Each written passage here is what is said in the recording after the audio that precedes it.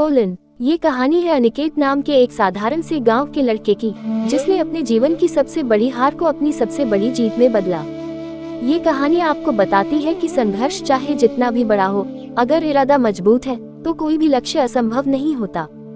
योजक चिन्ह। अनिकेत उत्तर प्रदेश के एक छोटे से गांव में पैदा हुआ था। पिता खेतों में काम करते थे और माँ घर की देखभाल। घर की आर्थिक स्थिति कमजोर थी, लेकिन अनिकेत के सपनों की उड़ान बहुत ऊंची थी। वह अक्सर कहता, मैं बड़ा आदमी बनूंगा, मेरी पहचान मेरे गांव तक सीमित नहीं रहेगी। गांव के लोग हंसते थे, कुछ ताना मारते थे, अरे अनिकेत, सपना देखना बंद कर, खेती कर और अपने बाप की मदद कर। लेकिन अनिकेत अपनी किताबों में खोया रहता और हर रोज अपने सपने के एक कदम और करीब बढ़ता। योजक चिन्ह। 12वीं पास करने के बाद अनिकेत ने इंजीनियरिंग में दाखिला लेने का सपना देखा। उसने स्कॉलरशिप के लिए खूब मेहनत की और आखिरकार उसे एक सरकारी कॉलेज में सीट मिल गई। शहर आकर उसे पहली बार असल जिंदगी की कठोरता का अनुभव हुआ।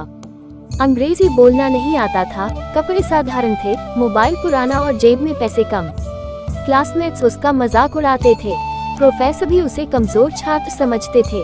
एक दिन जब एक सहपाठी ने कहा, गांव वाले लड़के कभी आगे नहीं बढ़ सकते, उस दिन अनिकेत टूट गया, लेकिन उसने हार नहीं मानी।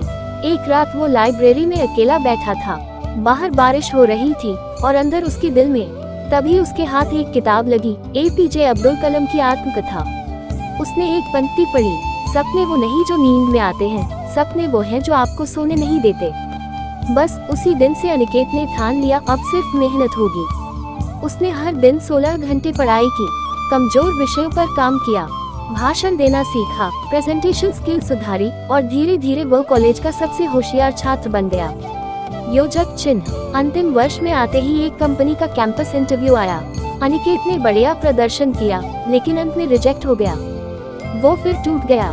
फिर भी उसने खुद को 2 दिन का समय दिया। 2 दिन उदासी, फिर वापसी। उसने अपनी कमजोरियों का विश्लेषण किया और अगली बार इंटरव्यू में ऐसी तैयारी के साथ पहुंचा कि इंटरव्यूअर दंग रह गए। वह कंपनी में टॉप सेलेक्टेड कैंडिडेट बना। सालों बाद जब अनिकेत एक सफल इंजीनियर बन गया और लाखों कमाने लगा, तब वह अपने गांव लौटा। उसने गांव में एक शिक्षा केंद्र खोला और वहां के बच्चों को पढ़ाना शुरू किया।